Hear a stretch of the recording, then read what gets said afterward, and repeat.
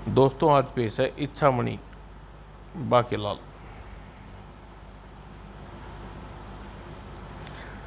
शेर जब आदमखोर हो जाता है तो भूख लगने पर वह कुछ भी नहीं बाता, और तब आदमी की तलाश में वह गांव और नगर की तरफ खिंचा चला आता है। उप इतने आदमी ही भागो, आदमखोर सी आ गया।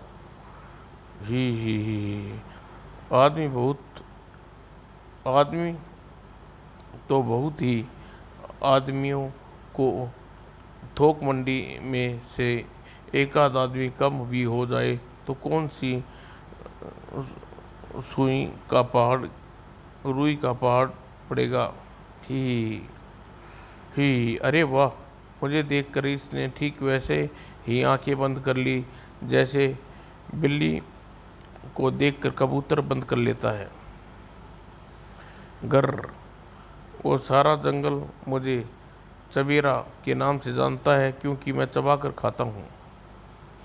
आदमी का चेहरा को वहाँ चबेरा के वहाँ से जाते ही विशालगढ़ वासियों सी भाग गया। लाठियाँ लेकर अपने घरों से बाहर आ जाओ। सी तो भाग गया, फिर लाठियाँ लेकर आने को क्यों कह रही हो?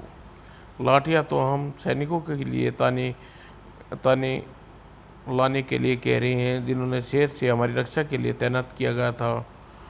पर सैनिक हमेशा सी को देख जाने के बाद आते हैं। कानून हाथ में मत लो। तभी ठहरो, अपने हाथ रोको वरना तलवारें चल जाएंगी।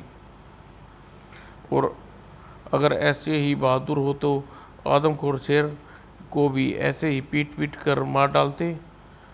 आदमखोर को देखकर भय से हमारी धोतियाँ गीली हो जाती हैं। तब घर में जाकर बदलते हैं शेर को या पीटे। मैं पिछले 6 महीने से शेर की खोज में लगा हूँ। मैं क्या करूँ? मुझे देखते ही डर से शेर जंगल में भाग जाते हैं। उस शेर को जंगल में जाकर मार सकता हूँ, मगर तुम लोग मिलकर महाराज से कहो कि बाकीलाल कर सकता है, और महाराज आजकल खाली बैठा मक्खियाँ मार रहा है। चलो भाइयों, आज अपनी फरियाद लेकर राजमहल महाराज के पास चल जाएंगे। बेचारा बाकीलाल लोगों की फरियाद से राजा विक्रम के आदेश से विवश होकर चल पड़ा जंगल की ओर। भू सेनापति अपनी भला मेरे सिर डाल दी, अच्छा नहीं किया। बाकी मंत्री दरबारी उस शेर को मारने के लिए मेरे पीछे पड़ गई। सेनापति को देख लूँगा और पर छोड़ूंगा बाकियों को भी नहीं। इन बाकी काँप क्यों रहा है? मौसम गर्मी का है, मुझे सब पता है ही। और जब उसी समय वन में एक हिस्से में वहाँ ये आज मौके धोखे मंडी में जाने की जरूरत भी नहीं। आदमी मोहल्ले में मिल गया, पर यह सोया हुआ है। पहले दाड़ मार कर उठाता हूँ क्योंकि सोए हुए पर वार नहीं करता, आखिर शेर हूँ। फुर्र। और उसी पल आदमी चेबेरा पर टूट पड़ा। इस जंगल में आदमियों का सोना सेहत के लिए खतरनाक होता है, पर मैं आदमी नहीं हूँ। तूने झूठ बोला, इसी से तेरी पहचान हो गई। तू आदमी है ही। मैं सचमुच आदमी नहीं हूँ, और आदमी होता तो तेरी भाषा कैसे समझता? भला तो तू इस वक्त मेरी बोल रहा है, लेकिन तुझे शेर कैसे मान लूँ? गुर्र। नहीं, मैं शेर भी नहीं हूँ, मैं एक इच्छाधारी हूँ। तू इच्छाधारी है तो आज तुझे खाने के बाद मैं भी खाने की इच्छा है। ठहरो, तुम्हें यकीन नहीं आ रहा तो मैं अपनी इच्छामणि उठा लेने दो।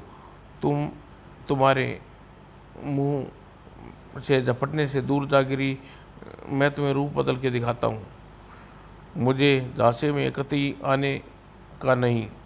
सारा जंगल मुझे चबेरा के नाम से जानता है, क्योंकि मैं चबा चबा खाता हूँ। तेरे थोबड़े से शुरू करूँगा। नहीं, उफ मणि, बिना मैं बेबस हूँ। तभी अबे किसकी मौत आई है गुर्र?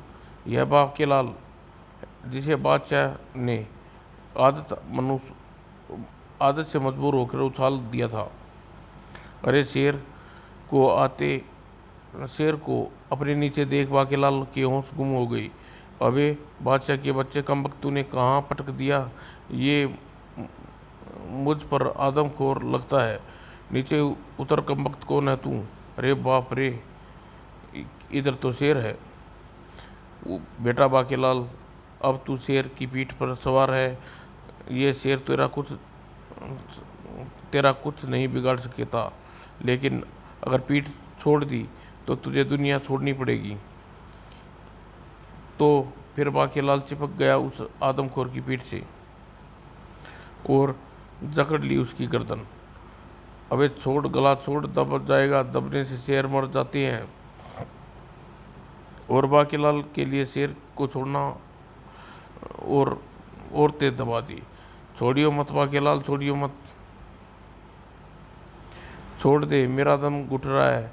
देख, जबड़ा पकड़। आह, गला छोड़ दे ही गुर्र। और हप हप हप, कम से कम सामने आकर अपनी शक्ल तो दिखा। हप हप हप। मार डाला इसने मुझे। इसकी तस्वीर मेरे दिल में छप गई है। मेरी शेरनी बसंती इससे बदला ज़रूर लेगी, क्योंकि हमारे यहाँ शेरनी बदला लेती हैं। ए बहादुर, तुमने मेरी सी को मारकर अब इसके शव से हट जाओ। इसे क्या? पर शेर मर कैसे गया? बाकी शेर को लाश से अलग हटा। तुम काँप क्यों रहे हो बाकेलाल? गुस्से से काँप रहा हूँ। मगर यह शेर तो मर गया है ना? हाँ बाकेलाल, मगर तुम ऐसा क्यों पूछ रहे हो? क्योंकि इस तड़पा तड़पा कर मारना चाहता था। इसकी किस्मत अच्छी थी, जल्दी मर गया। दरअसल इस आदमखोर शेर को मारने के लिए निकला था। ओह, तुम सचमुच बहादुर नौजवान हो। अगर समय पर न कूद पड़ते तो मुझे मार डालता। तुम्हारा बहुत बहुत धन्यवाद। इसमें धन्यवाद की क्या बात? यह तो मेरा फर्ज था। शायद तुम्हें पता नहीं मैं कौन हूँ। मैं तुम्हें बता देता हूँ। मेरा नाम इच्छुक है और मैं इच्छाधारी हूँ और कोई भी रूप धर सकता हूँ। आज मानव वेश में यहाँ हवा का खा रहा था तो आदमखोर शेर ने हमला कर दिया।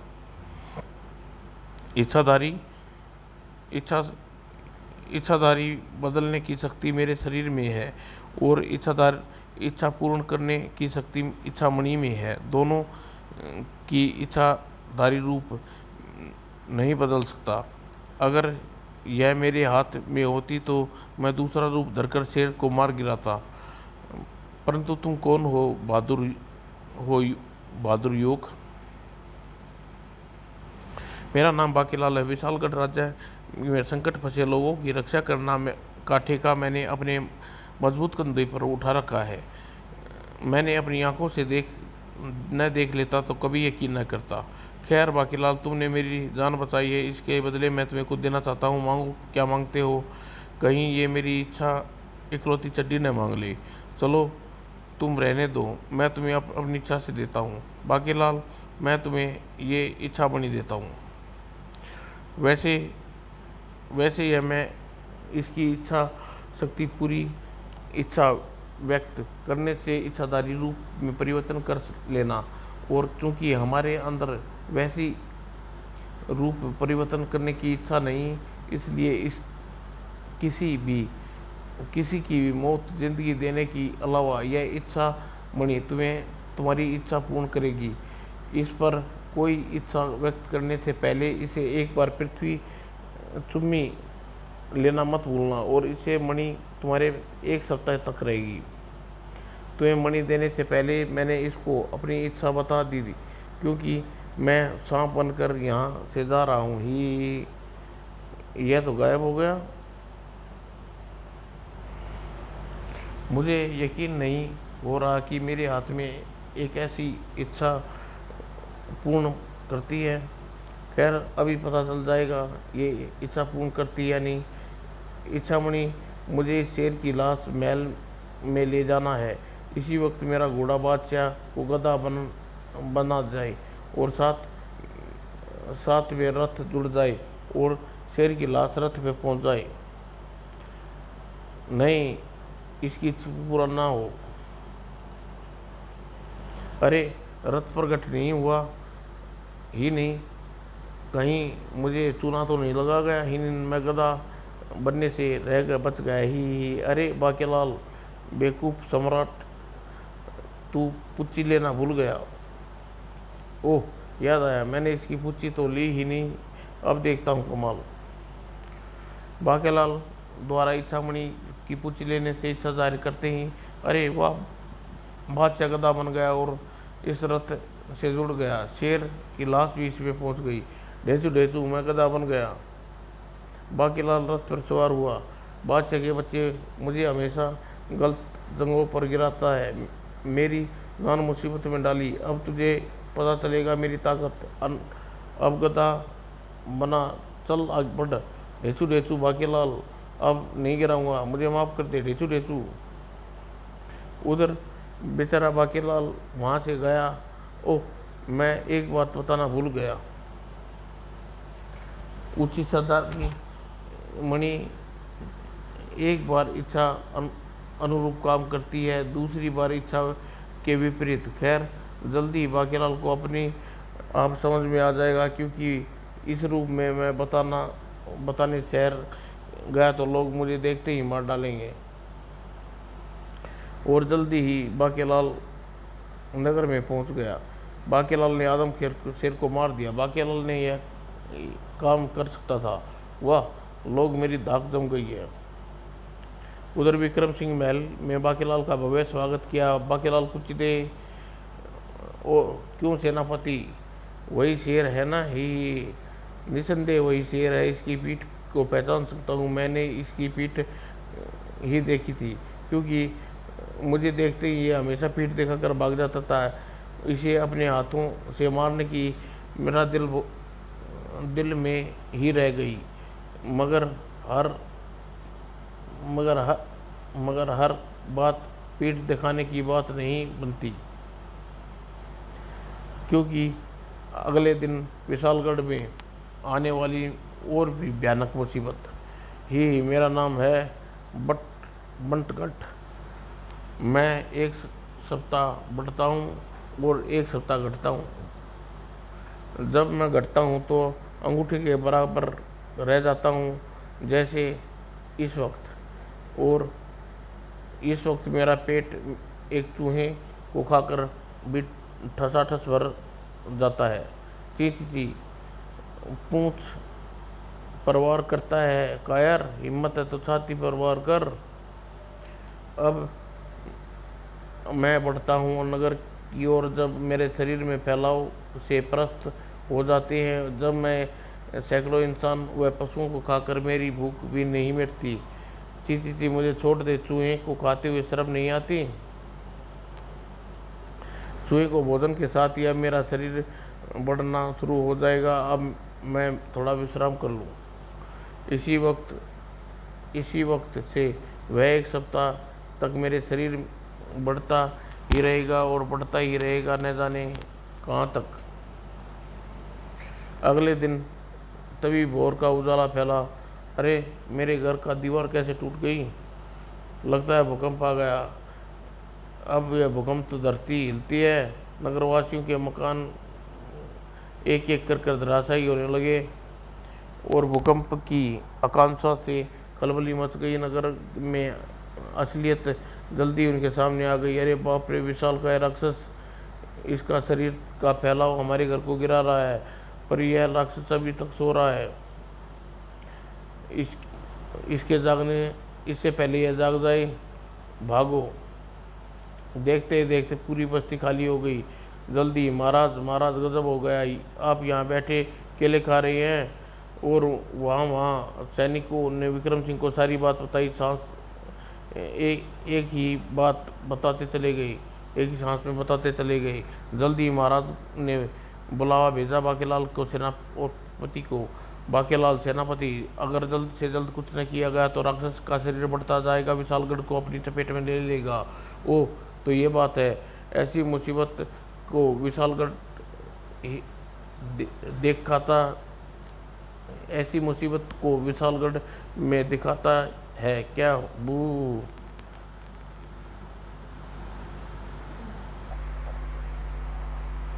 महाराज, हमारे गश्ती दल सैनिक का कहना है कि अभी वह राक्षस हो रहा है, तो क्या हम उसे जाग जाने के पहले ही उस अपने सैनिकों के साथ वहां पहुंचकर उसे समाप्त कर दूं?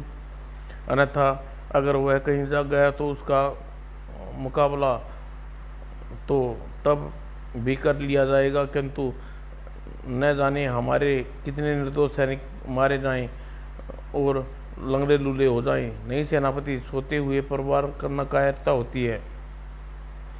पहले उसके पाँव में गुदगुदी करके उसे जगाओ, फिर उसे ख़त्म करो। वह गुदगुदी करने से की क्या जरूरत है? सेनापति, जैसा कहा गया वैसा करो और फौरन सैनिकों को लेकर जाओ। उस राक्षस को मृत्यु की सूचना लेकर आओ। जो गया महाराज। वो राक्षस के पाँव में गुदगुदी कौन करेगा ही? बाकीलाल, मैंने आदमखोर शेर को मारने भिजवाया था, उसी का बदला लेने के लिए बाकीलाल ने मुझे राक्षस को मारने के लिए भिजवा दिया। वो इसकी इच्छा तो मैं शेर ही मार लेता। और बाकीलाल के अपने कक्ष में पहुंचा। अब मुझे लगा इच्छामणि की पप्पी लूँ ही। बाकीलाल, इच्छा बता ही। इच्छामणि राक्षस से युद्ध करते समय उसकी टांग टूट जाए और वह लूला हो जाए, काना हो जाए, उसकी नाक कट जाए ही। जो आज्ञा बाकीलाल। अब आएगा मजा। इसके बाद अकेला ही इच्छामणि शक्ति से राक्षस का वही हाल कर के नगर के बाहर फिकवा कर अपना सिक्का जमा दूंगा। और उधर सैनिकों के साथ सेनापति आगे बढ़ा। अपने भाले हाथों में तैयार रखना, तलवारें म्यानों से बाहर रखना, तीर कमान चढ़ाए रखना, गदाएं कंधों पर रखना, क्योंकि राक्षस को देखते ही हम भाले तीर फेंक कर उसे गुदगुदी करेंगे ही। गुर्र। लेकिन राक्षस तो पहले ही जाग चुका था। हाँ, मुझे जगाने की बड़ी भयंकर भूख लगती है। अब बढ़कर करूँगा शिकार। मानव दिखाई पड़े, बाँ बचाओ। ठीक तभी सैनिकों के साथ वहां पहुंचा सेनापति। अरे, ये तो जाग गया। आक्रमण। सेनापति सैनिकों के द्वारा फेंके गए अस्त्रों से राक्षस से बटकर जा टकराई और खटाक खटाक। खाली पेट अस्त्र लगने से मेरी मृत्यु होनी थी। बू आए मरा। और सब के देखते देखते बट घट लाश में बदल गया। और यह दृश्य देखकर सेनापति अपनी आंखों पर विश्वास नहीं हुआ। अरे, यह तो मर गया।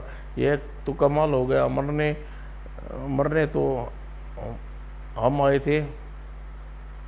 और सेनापति प्रशंसा से कोई ठिकाना न रहा ही। विशालगढ़ वासियों, मैंने राक्षस को मार दिया। अब डरने की कोई बात नहीं। सेनापति जी, आपने कमाल कर दिया। अरे, ये एक था, अगर 10 भी होते तो 10 को जिंदा गाड़ देता, पर अब यहाँ से हटाएगा कौन? और इस वक्त विशालगढ़ में जयकारा गूंजने लगा। महाराज, सेनापति जी ने उस विशाल राक्षस को हाथ पांव कान काट इत्यादि काट कर उसे मार डाला। अरे, और महाराज, मैंने सोए हुए राक्षस पर वार नहीं किया। अरे सेनापति, तुम्हारे राज्य में इकलौते बहादुर हो। तुम्हें बहादुरों का खिताब देती हूँ। मैंने इच्छाधारी से इच्छा व्यक्त की थी। युद्ध में हाथ पांव करना। सेनापति के कटे ये उल्टे गंगा कैसे बह निकली? कहीं मणि इच्छा विपरीत काम करना शुरू तो नहीं कर दिया, लेकिन ज़रूर ऐसी गड़बड़ होती है। ओह, अब मुझे पता चला कि मणि उल्टा गंगा बह रही, तो इसे उल्टी ही बातें बताऊंगा। उसके बाद दरबार में बर्खास्त कर दिया गया और बाकीलाल को अपने कक्ष की ओर बढ़ गया। महारानी जी ने सेनापति को फटाफट बहादुरी श्री का किताब के साथ ही बहुमूल्य हार भी दिया, जबकि मुझे आज तक फूटी कौड़ी भी नहीं दी। खैर, वक्त आने तो सबको बताऊंगा। बहुत जल्दी ये वक्त आने वाला था उधर, क्योंकि आधी रात को लंगूर परी राजा लंगूर सिंह महल में रोबदार आवाज गूंज उठी। सेनापति करपिश की आवाज सुनकर दौड़ा आया। क्या हुआ महाराज? भूल सिंह पर मौजूद थे राजा लंगूर सिंह।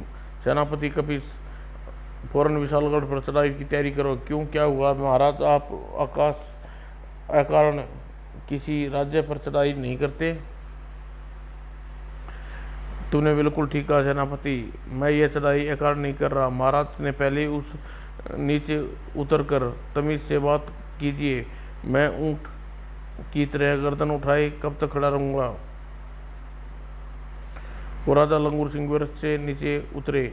सेनापति, आप थोड़ी देर पहले सपन में विशालगढ़ की रानी ने मेरे पुत्र को लंगूर कहा था। खो खो खो खो, ये हमारा अपमान हुआ। और हमारी शादी होगी तो हमारा पुत्र पैदा होगा तो हम उसे क्या मुंह दिखाएंगे? गुरु खो खो खो खो। नहीं सेनापति, जब हम रानी सुनलता को जुबान नहीं काट देते तब तक हमें चैन नहीं मिलेगा। और तुम्हें तो पता है कि जब तक हम बेचैन हो जाते हैं तो हमें बंदर वाली खुजली शुरू हो जाती है। ये बीमारी आपको पूरे खानदान में है महाराज। आप इस के गुण कुछ ज़्यादा ही हैं। आपकी पूछ भी उगाई है, पर आप चिंता मत कीजिए, मैं आक्रमण की तैयारी करता हूँ। मैं निकलता हूँ, जादुई बीज बोने ही उग जाते हैं।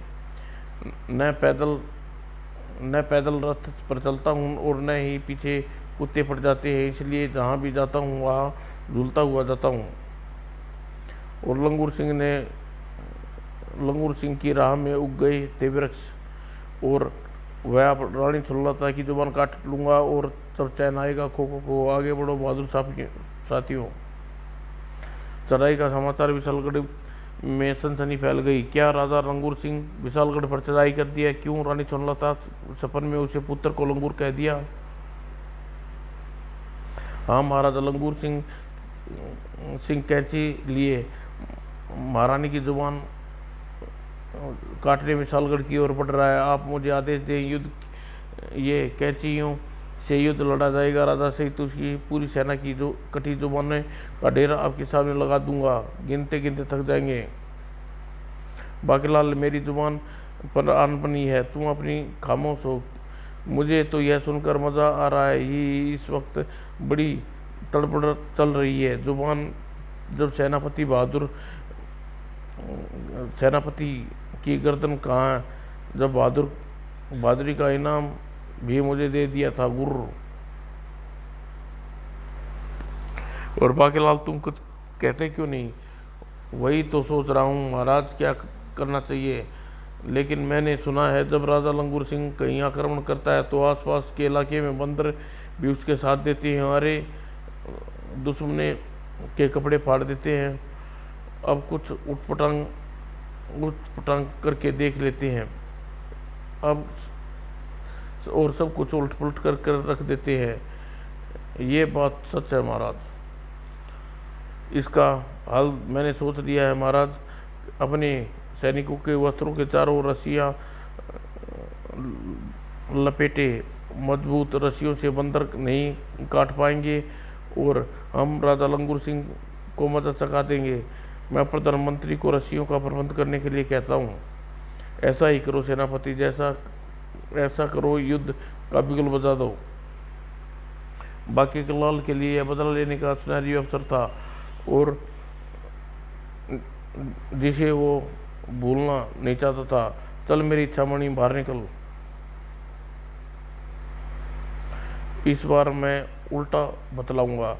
ये मैंने ली इसकी पूछी और बाकीलाल बता इच्छामणि, राजा लंगूर को विशालगढ़ की रानी सुनलता की जुबान कैंची से काटने आ रहा है।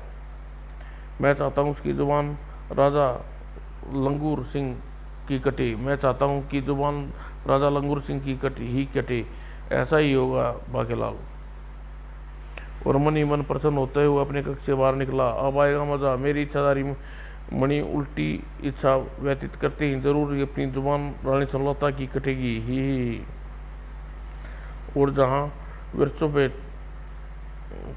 फुदकता विशालगढ़ में आ पहुंचा था लंगूरा, उसके साथ देने आ पहुंचे थे सैकड़ों बंदर। शाबाश मेरे बहादुर साफिया, आगे बढ़ो। अब कोई तुम्हें रोकने वाला चेष्टा करे तो उसे सामने पड़े तो काट डालो। मैंने सुना है यहाँ का सेनापति बहुत खतरनाक आदमी है, मैं उसे बिल्कुल मत छोड़ना ही। उधर शत्रु राज्य में घुस गए। सूचना रणभूमि में मौजूद सैनिक तक पहुंच गई। सेनापति राजा लंगूर किसी वक्त भी रणभूमि में पहुंच सकता है। आप युद्ध के लिए तैयार है ना? हाँ हाँ बिल्कुल तैयार हैं, आने दो उसे। प्रबंध मंत्री ने ऐसा इंतजाम किया है कि अब बंदर हमारे वस्त्रों का कुछ नहीं बिगाड़ सकते। हमारे सिर पर लोहे की टोप है और मेरे सिर पर बहादुर और मेरे बहादुर सिपाहियों। हाँ हम तैयार हैं बिल्कुल ही। और गुप्तचर तुम भाग जाओ वरना बंदरों के हाथों तुम्हारी खैर नहीं, क्योंकि वे आ रही है राजा लंगूर सिंह की सेना। मारो मारो, बाप रे भागो। हाँ खो खो। यह सैनिक के सिर मेरे सिर जितना था। अरे उस सैनिक का सिर मेरे सिर जितना था। यह टोप मेरे सिर पर बिल्कुल फिट आ रहा है। अरे अब ये टोप लोहे का टोप है। आगे बढ़ो मेरे बहादुर सैनिकों, हमें विशालगढ़ पहुंचने में कोई नहीं रोक सकता ही, क्योंकि विशालगढ़ की सेना हमें नहीं रोक सकी ही। प्रबंध मंत्री के बच्चे हमें बाजू से इस रस्सी में जकड़ गया और बंदरों ने हमसे अपने वस्त्र तो बचा लिए मगर शत्रुओं के आगे बढ़ने से नहीं रोक सके, क्योंकि अस्त्र तो हमारे हाथों सहित रस्सियों में जकड़े हुए थे। वाह सेनापति ने क्या बढ़िया दिमाग, बोलो सेनापति की जय। और उधर राजा लंगूर सिंह अपने सैनिकों सहित दनाता हुआ राजमहल में घुस गया। राजा विक्रम सिंह कहाँ है? रानी सुनलता वो तो मायके गई है, अब कटेगी इसकी जुबान। और रानी जी मायके गई हुई है तो फिर आप कौन है ही? मुझे सब पता है, आप ही रानी सुनलता है और मैं एविल्म करूँगा, तुम्हारी जुबान काट डालूँगा, क्योंकि मेरी जुबान कैंची की तरह चलती है। मैंने सपन में अपने पुत्र लंगूर से कहा था कि मैं इसे आपके सामने काट डालूँगा ही। और इच्छामणि के प्रभाव से राजा ने अपनी जुबान काटने पर उतारू था, क्योंकि इस बार इच्छामणि इच्छा के अनुकूल कार्य कर रही थी। महाराज ये क्या कर रहे हैं आप? तो रानी सुनलता की जुबान काटने आए थे, काट ली अपनी जुबान। अरे यह क्या हो गया? बस इच्छामणि ने इस बार इच्छा के अनुरूप काम कर दिया। अरे जुबान काटने से बच गई। सैनिकों पकड़ लो इसे। इसे अपनी सेना सहित इसके राज्य में धकेल दो, क्योंकि हम युद्ध नहीं शांति के पुजारी हैं। बाकेलाल दे पूछी, हम जीत गए। वो महाराज ही। और तभी वहाँ प्रवेश किया राजगुरु ने। महाराज किसी को इतना मुंह लगाना ठीक नहीं होता। आप राजा हैं, आपके राजा के कर्तव्य का पता होना चाहिए। राजगुरु बाकेलाल अब भी राज्य में कोई भला करता है तो हम उसकी पूछ लिए बिना नहीं रहते, पर आप यहाँ कैसे? मैंने तो यह कहने आया था कि राज्य में अविलंबना सोच करने के लिए मन को यज्ञ कर दिया है, ताकि कोई रोग इत्यादि विशालगढ़ में प्रवेश ना पा सके। राजगुरु तू क्या अविलंबना युद्ध करेगा? अब तू पिटेगा मेरे हाथों। काश मैंने इच्छामणि को महारानी की जुबान काटने की इच्छा जाहिर की होती, किंतु विशालगढ़ के दुश्मन में कोई कमी नहीं थी। जैसे राजा मारी। विशालगढ़ विशालगढ़ विशालगढ़ गुर्र। कान पक गए मेरे नाम सुनकर। मैं संसार में फतेह करने निकला हूँ। मैंने फैसला किया है, सबसे पहले मैं बार बार गूंजने वाले इस नाम को मिटा दूंगा। सेनापति इकट्ठा करो, राजगुरु को बुलाओ।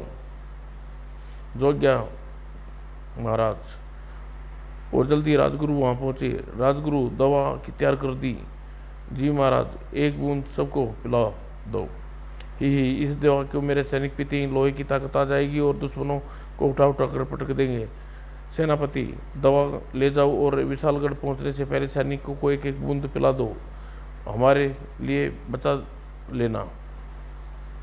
और हाँ, कांच का इंतजाम हुआ या नहीं? इंतजाम हो गया महाराज।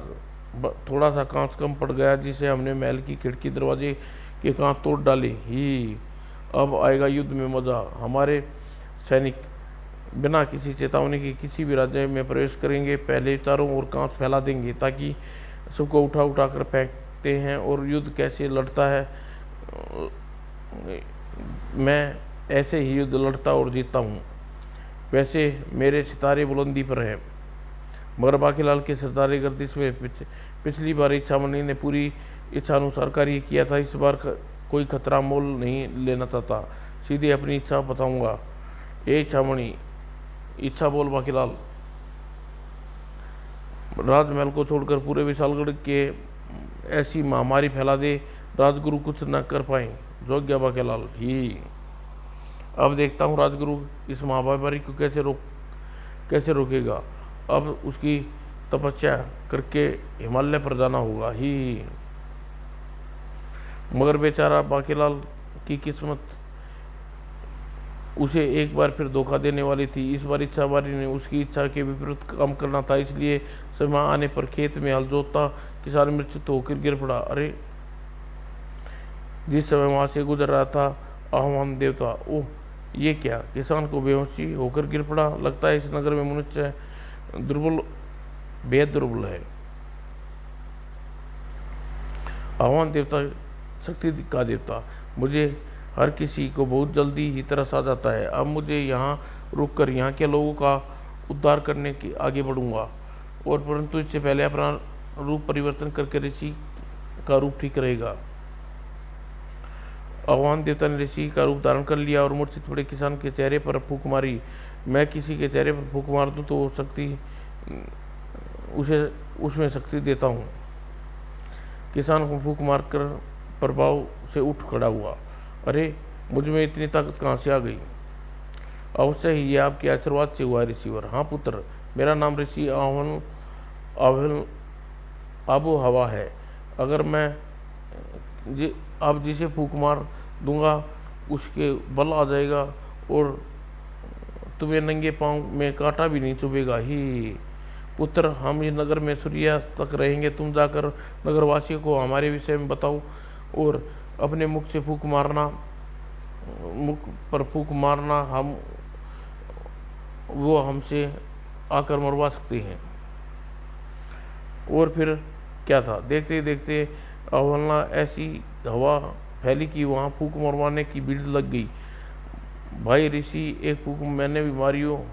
अरे वाह, अब तो मैं लाठी की जरूरत नहीं, मेरी झुकी हुई कमर भी सीधी हो गई। ही बोलो ऋषि अवलनाचार्य की जय। कृपा कर फूंक मारना एक ही काफी है। अरे वाह, ताकत आ गई। चलो अब तुम्हें उठाकर घर ले चलता हूँ। फूक मुझे भी फूंक मारो, पहले मुझे। और राजमहल में भी चर्चा थी। अगर ऐसी बात है तो फिर हम ऋषि अवलनाचार्य से फूंक मरवाना चलेंगे। क्यों बाकीलाल कोई फूंक मरवानी पड़ेगी। बाकीलाल को भी कई फूंक मरवानी पड़ेंगी। जी महाराज, क्यों नहीं। अरे, तुम सब कहाँ जा रहे हो? महाराज, हम भी एक फूंक मरवाने जा रहे हैं। सेनापति, तुम? मैं तो बलिष्ठ हूँ महाराज। मैं इन सैनिकों को फूंक मरवाने के लिए ले जा रहा हूँ ताकि मिलकर दुश्मनों को फूंक सरका दें। और इच्छामणि की बच्चे, ये कौन सा गुल खिला रहा है? मैंने तो महारानी महामारी फैलाने की इच्छा जाहिर की थी, ये तो फिर उल्टी गंगा बहने लगी। तभी गुप्तर ने आकर सूचना दी, महारानी महामारी ने आक्रमण कर दिया क्या? हाँ, कोचवान रथ हम ऋषि अविलनाचारी फूक मार राजा महामारी का युद्ध का जवाब देंगे। सेनापति भी सैनिकों को लेकर उधरी गया है। राजा महामारी, मैंने तो रोग फैलाने की महामारी फैलाने को इच्छा जाहिर की थी, यह मेरे साथ ऐसा क्यों हो गया? उधर फूक मरवाने की आखिरी टोली महाराज की थी। आफू आफू फू। किंतु जैसे ही बाकेलाल की बारी आई, ऋषि अवेलना ने बाकेलाल के चेहरे पर फूक मारी। मोहक सिंह ने बाकेलाल को टंगनी मार दी। बाकेलाल चाचा, क्यों अपनी कसरती बदन को कष्ट दे रहे हो? फूक उड़कर गिरोगे, इतनी हड्डियां भी टूटेंगी। आई ये क्या? अचानक मुझे शरीर में बलिष्ठ क्यों लगने लगा? आए ओए, अरे कोए ने बीट भी इतनी शक्तिशाली है। इसके साथ अब कोई और बचा है, मैं चलता हूँ। मेरा आतिथ्य स्वीकार करे महाराज। उठिए बाकेलाल चाचा, गिरना अच्छी बात नहीं होती। भतीजे, तुझे देख लूँगा। नहीं महाराज, मैं फिर कभी सही, जैसी आपकी इच्छा। जय जय जय जय। लेकिन तभी एक स्वरूप बुरा, कौन? फेंको फेंको, कंचे फेंको। लगता है राजा महामारी सेना लेकर यहाँ पहुँचे हैं। सैनिकों, युद्ध का आदेश दो महाराज। तो राजा महामारी द्वारा फेंके गए कांच वहाँ की एकत्रित भीड़ से टकराए और वहीं फैल गए। ये महामारी ने तो बड़े खतरनाक ढंग से लड़ने आते हैं। ओह, कांच मुझे तो लग रही हैं। अरे ये कांच के टुकड़े, कोई असर नहीं हो रहा। देखते देखते महामारी अपने सैनिकों के साथ वहां आ पहुंचा और उठा कांच पर फेंकने का प्रयास करने लगा। किंतु अरे ये क्या, हम तो हिला भी नहीं रहे। क्यों बच्चू, महामारी थक गया? तू पीछे ही रह बेटा बाके, क्योंकि ऋषि अवेलना की फूक तुझे नहीं लगी। बाकी चाचा, तुम माता श्री के पीछे क्यों छिपे बैठे हो? ही मैं नहीं तो। और अब देखो मेरा और मेरी सेना का कमाल। चुप गया। मरा, बचाओ। मरा। नहीं, रुक जाओ, मुझे पटकी मत देना। नीचे कांच की नुकीली बोतल पड़ी है, पहले उसे हटा लो। हिबू, अबे मैं तो तुझे ही रास्ते से हटा रहा हूँ। राजा विक्रम सिंह ने राजा महामारी को इतनी पटकनियाँ दी कि बेचारा का जिस्म बुरी तरह चकरा गया। मुझे हार स्वीकार है, मुझे घर जाने दो। जाओ, भूल कर मत देखना इधर। युद्ध पर जाने से पहले रानी हमेशा कहती थी कि हल्दी वाला दूध पिया करूं, पर मुझे कभी उसकी ज़रूरत नहीं पड़ी। लगता है आज मुझे उसकी ज़रूरत पड़ेगी। वो भाग गए ही। उन्हें पता था जैसे सेनापति विशालगढ़ में मौजूद है। पता नहीं क्यों बार बार आज चले आते हैं राजा युद्ध करने। मेरी किस्मत ही फूट गई। तभी ये सारा कमाल आबो हवा यज्ञ का है। इस यज्ञ न करता था देवता आबो हवा ऋषि का रूप में यहाँ सबको शक्ति देने नहीं आते, तब तुम्हारी पराजय होती। राजगुरु जिंदाबाद। और इसके बाद वापस महल लौट पड़े। वन में गुजरते वक्त बाकेलाल ने सोचा, आखिर इच्छाधारी चक्कर क्या है? ये मेरी इच्छा पूरी कर देती है, लेकिन कभी अपने मन से चलती है। जैसे एक बार फिर इसने मेरी इच्छा के विपरीत काम किया। महामारी फैलाकर सबको दुर्बल करने की बजाय अवहेलना फूक मारकर सबको शक्तिशाली बना दिया।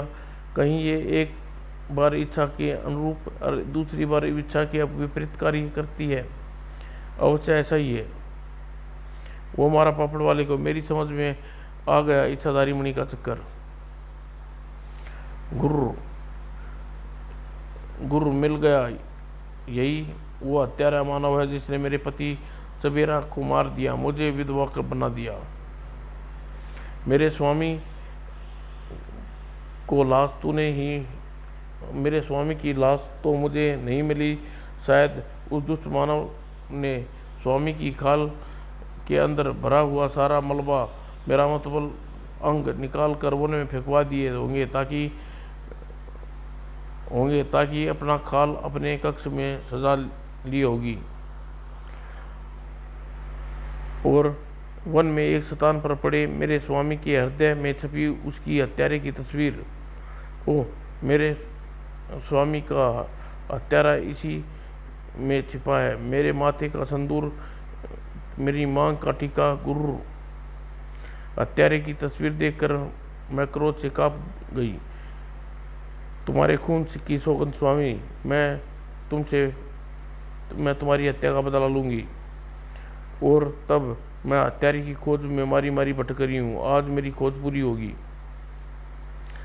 तब अब ये मानव मेरे पंजों से नहीं बचेगा, और जब तक इसकी खाल अपने शयन कक्ष में नहीं सजा लूंगी तब तक मैं चैन से नहीं मिलेगा। और मेरे पति की आत्मा को बू गुर गुर गुर। और उधर श्याम, बाप रे, अरे बाप रे, दैया रे, ई बचाओ, भागो भागो। दृश्य इतना कोपनाक था कि जो भी देखता उसकी सट्टी पिट्टी गुम हो जाती। हम सब पुरुष की सताई हुई विधवा शेरनियाँ बसंती की विधवा होते ही पुरुषों पर जुल्म की इंतहा हो गई, इसलिए हम बसंती का बदला लेने उसके साथ आई है। कोई बसंती के रास्ते में ना आए, हम उसे फाड़ खाए के रख देंगी। मैंने कल शाम को उससे पीछा करके हत्यारे का घर देख लिया है। गुर्र। बसंती ने नेतृत्व में शेरनिया का झुंड महल के चारों ओर से घेर लिया और दाढ़ महल के एक एक ईंट को गूंजा दिया। जब बसंती जा पहुंची थी द्वार पर, मैंने सौर देवता से तपस्या की है। कुछ ही दिनों के लिए मानव की भाषा में बात करने का वर प्राप्त कर लिया है। जल्दी बता, जो पतला सिकड़ा, लाल कुर्ता और तंग पजामा पहनता है, जिसके सिर पर चोटी है, जिसकी मूंछ छोटी है, वो मुझे कहाँ मिलेगा? क्योंकि उसकी तस्वीर मेरे स्वामी के चेहरा दिल में छपी थी। उसी ने मेरे शेर को मारा है। अब जल्दी उसे मारकर उसकी खाल में भूसा भरूंगी। गुर गुर गुर। वो बाकेलाल है, अंदर मिलेगा। मेरी जान छोड़ दो। बसंती न तो ज़्यादा बोलती है, न फालतू आदमियों से बातें करती है। और बाकेलाल के कमरे में खिड़की का दृश्य देख रहा था। बाकेलाल मैं आ रही हूँ। अरे बाप रे, मर गया रे बाकेलाल, ये तो बसंती है, तुझे जिंदा नहीं छोड़ेगी। मगर दूसरे ही पल बाकेलाल को याद आई इच्छा मणि। पिछली बार मैंने इच्छा के विपरीत कार्य किया था, अब ठीक करेगी। इच्छा बता बाकेलाल ही। हे इच्छा मणि शेरनी, बसंती के मस्तिष्क पर आदमखोर हृदय में देखी तस्वीर के स्थान पर छप जाए मोटे मुच्छड़ मनोज की तस्वीर, जैसी तेरी इच्छा। और इस पर बाकेलाल की इच्छा पूरी होनी थी। कहाँ है वह मोटा मुच्छड़ मनोज? राजा विक्रम सिंह, उसकी खाल में भूस भर के रख दूंगी। शेरनी बसंती के मन मस्तिष्क में छपा छाप थी राजा विक्रम सिंह की तस्वीर की। भागो भागो शेर शेर शेर। अब अबे हम शेर नहीं शेरनियाँ हैं। तेरी पूंछ। सेनापति को मिल गई थी शेरनियों की हमले की सूचना। मेरी पूंछ। क्या शेरनियों ने आक्रमण कर दिया? महल को घेर लिया? महल में किस तरफ जा रही हैं शेरनियाँ, ताकि मैं उल्टी दिशा में भाग सकूँ? गुर्र। आवाज़ें तो मेरी तरफ कक्ष की ओर आ रही हैं। बू, यहाँ से तो छुपने की भी जगह नहीं है, खिड़कियाँ भी खुली है। कौन है अंदर? ओह, तू तो मोटा मुच्छड़ राजा विक्रम सिंह कहाँ है? अबे खिड़की बंद कर ले, कमरे से बाहर निकाल तो जान चल जाएगी धन्नो। वह तो अपने कमरे में है। मैं तो 7 जन्म तक बाहर नहीं निकलूं। और जल्दी, ओह वो रहा मेरा शिकार। इसकी बीवी इसके साथ निंद्रा मगन है। अब ये कुछ देर ही स्वागन है, और तुम सब यहीं पर रुको, थोड़ी देर में इसे विधवा बना कर आती हूँ। और राजा विक्रम सिंह, मेरे स्वामी के हत्यारे, उठ, सोने दे न महारानी, क्यों तंग करती हो? आप मुझे हाथ हटाओ, मुझे गुदगुदी हो रही है। ये तो मौत की गुदगुदी है। राजा, कौन है? रानी फौरन से बेहोश हो गई। अब एक ही थप्पड़ में मेरे गाल का पापड़ बना,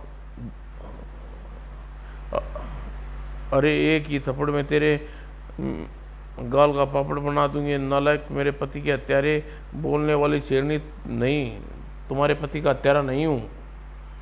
बाकीलाल यह शानदार नज़ारा देखने के लोभ नहीं छोड़ सकता था। ही आज आया हूँ पहाड़ के नीचे, आज नहीं बचने का। कल मेरा राजा बनना तय है। ही शेरनी बसंती, इसे जिंदा मत छोड़ियो, वो खत्म कर दियो, मार डालियो। इच्छा मणि, राजा ही मरे पुच्ची, ओह बादशाह। और बेचारा बाकीलाल राजा की मृत्यु को इतने पास से देखकर अपने होश खो गया, साथ साथ यह भी भूल गया इस इच्छामणि ने इच्छा के विपरीत काम करना है। मार डालियो बसंती, सोच क्या रही हो? ये तेरे शेर का हत्यारा है, इसे विधवा बनाया है, गुर्र। और जब ही राजा विक्रम सिंह को अवसर की नजाकत भावते हुए बसंती पर चादर दे फेंकी। ओ यह क्या?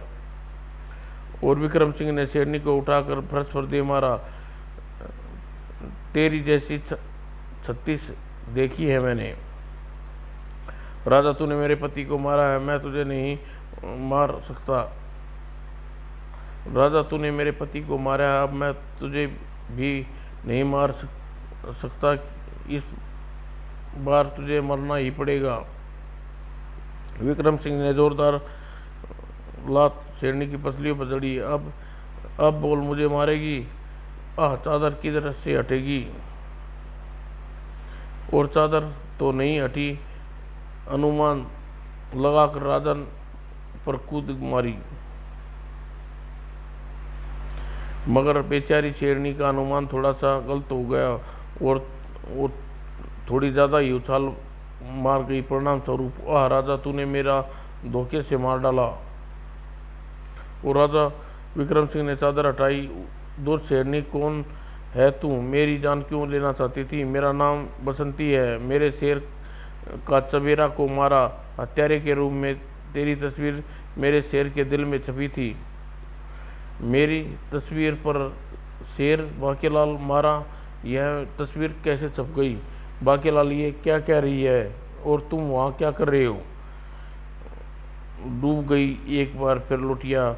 मैंने जब इच्छाधारी से सीधा काम करने को कह दिया था, दूसरी बार मेरी इच्छा से विपरीत काम किया। तभी बाकी एक सप्ताह पूरा हो गया, मैं चली। अरे मणि कहाँ गायब हो गई? एक सप्ताह पूरा हो गया। बाकीलाल रोशनदार से कूदकर विक्रम सिंह के पास पहुंचा। महाराज, इस शेरनी की मृत्यु आपके ही हाथों लिखी थी, अन्यथा ये बड़ा उत्पात मचाती। इसलिए मैंने शिवजी महाराज से प्रार्थना करके आपके अपने स्थान पर आपकी तस्वीर शेर के हृदय में शेरनी को दिखाई। ओह, ये बात है।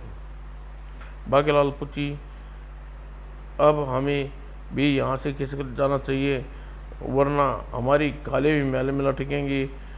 मैं मणि की असलियत समझा भी कितनी देर से। वो इस प्रकार बाकीलाल की किस्मत दोबारा दगा दे गई, और वरना बाकीलाल के सिर पर होता विशालगढ़ का ताज। समाप्त दोस्तों।